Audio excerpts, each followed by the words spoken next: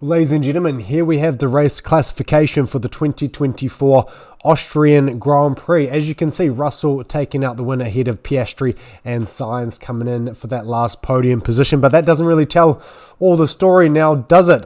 Pretty hectic race, to say the least. Did definitely have a bit of a boring patch in the middle there, but everything caught alight as soon as old Lando caught up to Max with about 20 odd laps to go. So I thought I'd just break down things as I saw them from my point of view. Let me know what your thoughts were on the race. But yeah, very interesting. Obviously, Max had a very, very quick car underneath him for qualifying and most of the race, although heading into that final stint, obviously a combination of whatever gremlins his engine was carrying, coupled with the 6.5 second pit stop, and we found Lando closing in on him. So obviously, as it all played out, two ended up making contact. Lando not being able to get back out, finishing down there in P20, and Max coming in after doing 2/3 of a lap on 3 tyres, having a pit stop, and then managing to still bring it home in 5th position ahead of Hulk and Perez, which is really saying something. But I guess the main thing here is that after all of that, Max has extended his gap in the championship, now back to Norris in P2.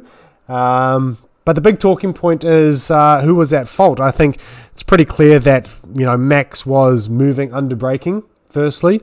Lando was definitely dive bombing him, which, look, at the end of the day, if you look back to 2021 and numerous other races where Max has taken the W, dive bombing is Max's preferred method of overtaking a lot of the time. So I don't think he has any right to complain on Norris's dive bombings. But look, there was definitely moments there where Max was forcing Lando off track unnecessarily, I thought.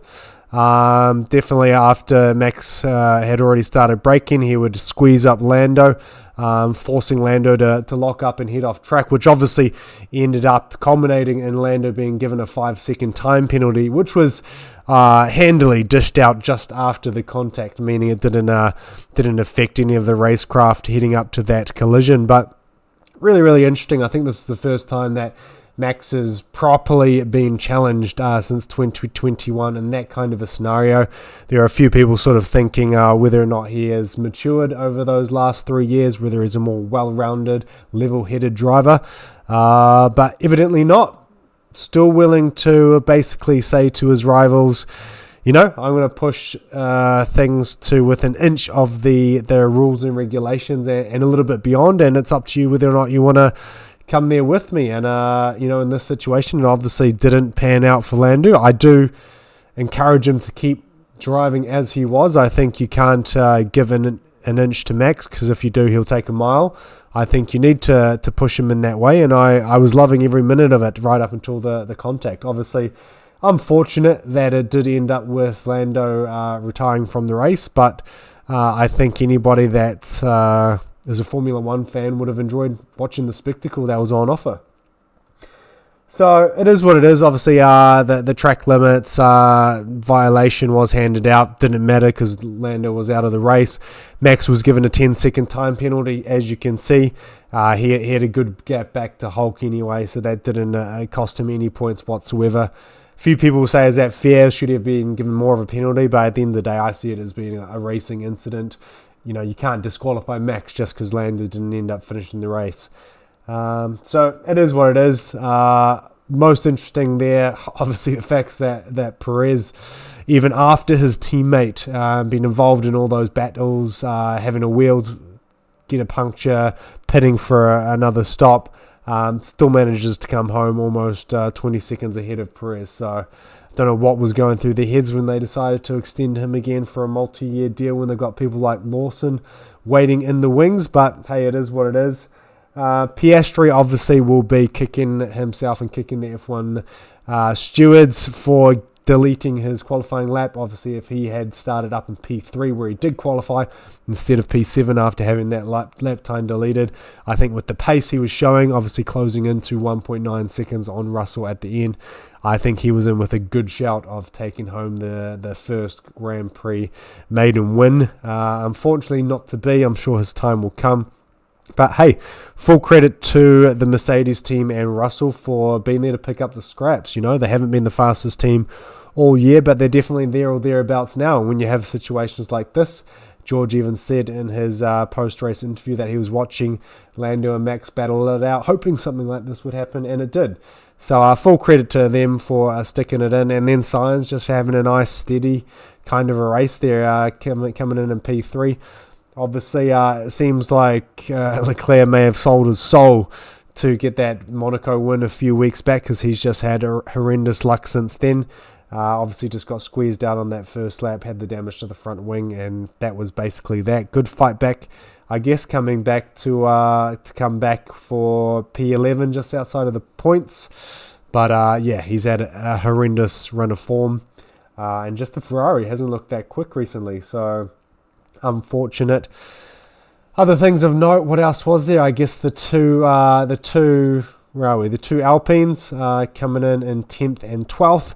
Gasly picking up that final championship point position. I think everybody was highly enjoying that battle. Obviously, Ocon on his way out of that team. Both of them having somewhat to prove. More concerned with getting one up on the teammate than playing the team game. But hey, at the end of the day, again, us as fans are going to be all on board with that. And then look, the Haas's as well, coming in P6 and P8 for Hulk and Magnussen respectively.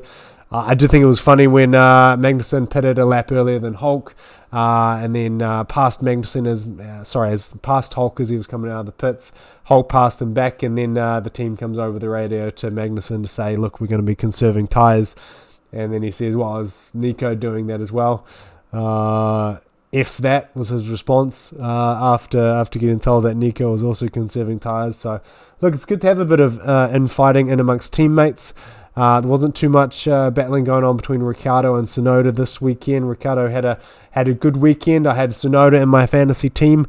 And, of course, he had one of those weekends where Danny just outshone him in every aspect. The Astons, P13, P18, Alonso did have a time penalty, which he added on to his pit stop for the contact with Zhou.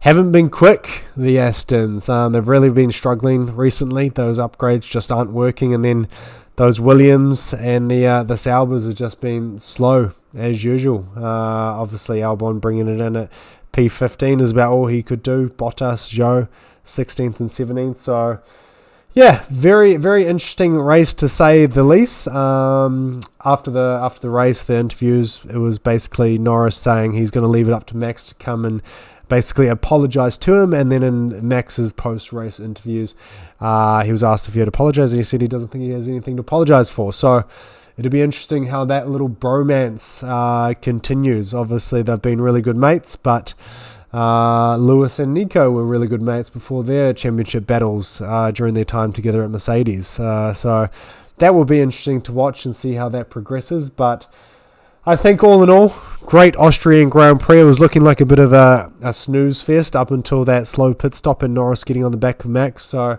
yeah, thoroughly enjoyed it. Looking forward to the upcoming races. I think McLaren has definitely closed that gap on Red Bull. They definitely still have the pace, but I genuinely think the fact that McLaren having both Norris and Piastri right on Max's tailpipe and Perez down the order will be a huge advantage for McLaren for the rest of the season. I don't see them closing up on Max for the Drivers' Championship with Lando. I think he's got that in the bag still, bar some disastrous results. But I do think that the team classification, has some potential there. I think if we scroll up, obviously Lando, driver of the day, he's racking those up. Fortunately, that doesn't count for much. But the driver standards, as you can see, has been stretched out. We've got 81 points there now between Verstappen and Norris, which is a pretty big gap. Here is what Lando had to say. Down, a lot of damage on the car. The car's completely destroyed now, so yeah, a shame. I don't know. You want to keep driving, and if I go back to the pits in a better way, I could have probably gone out and got some points, but the car was too badly broken. So as you can see, I don't know what I meant. I did nothing wrong from Lando Norris, and then happening.